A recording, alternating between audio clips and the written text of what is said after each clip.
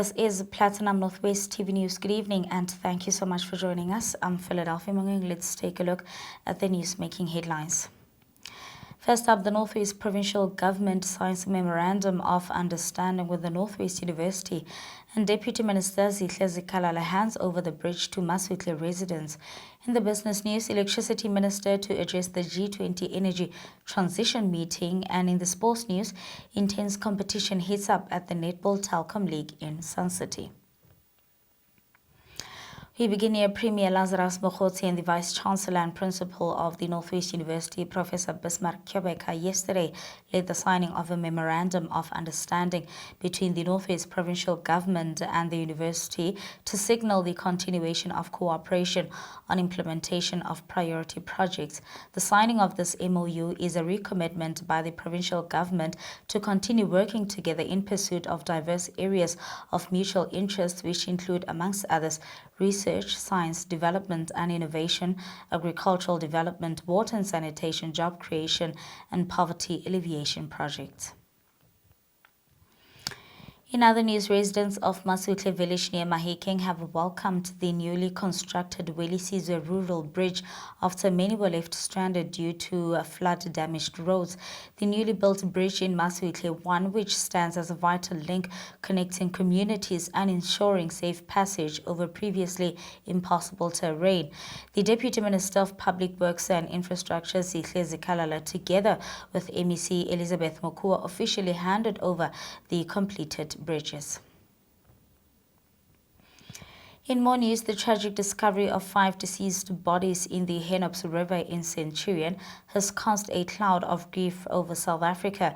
Among them, 3 have been confirmed as the missing young South African Police Service constables who disappeared on April 23rd while en route to their deployment in Limpopo. The constables were last seen refueling at an engine garage near the Grasmere Toll Plaza, traveling in a Volkswagen Polo hatchback from Bloemfontein. Now, they failed to reach their destination, sparking a widespread search and a 350,000 reward offer from the SAPS for any information.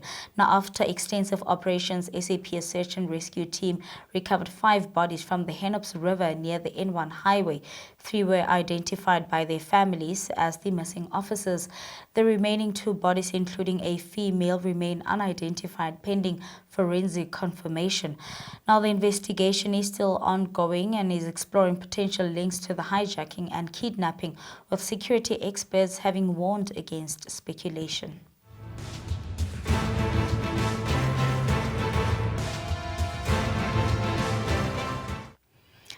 In international news now, the UN and Palestinian representatives at the International Court of Justice accused Israel of breaking international law by refusing to let aid into Gaza on the first day of the hearings about Israel's obligation to facilitate aid deliveries. Since the 2nd of March, Israel has completely cut all supplies to the 2.3 million residents of the Gaza Strip, and food stockpiled during a ceasefire at the start of the year has all run out.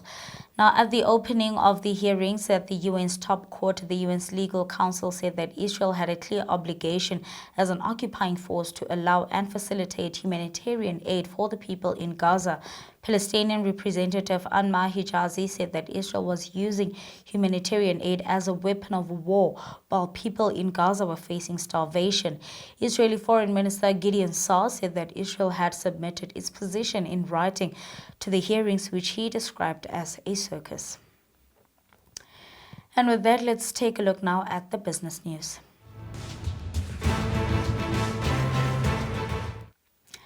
In the business news, Electricity Minister Ramokgopa will be one of the main speakers at the second G20 Energy Transition Working Group meeting in Cape Town over the next 3 days. The aim of this meeting is to bring together industry role players from across the world to collaborate on advancing sustainable energy transitions, fostering essential cooperation and knowledge sharing. Key focus areas of the recent G20 presidencies include just energy transitions by Indonesia in 2022, green innovation and South cooperation in 2023 by India during its presidency. South Africa's priorities will include energy security and affordable, reliable access, and just affordable and inclusive energy transitions. Ramokgopa will be the keynote speaker at the event with the themes role of nuclear in energy and energy efficiency and affordability. Now, the working group addresses the challenges and opportunities the member states experience when shifting to sustainable energy systems. And that's all from the business news. Your sports update follows next.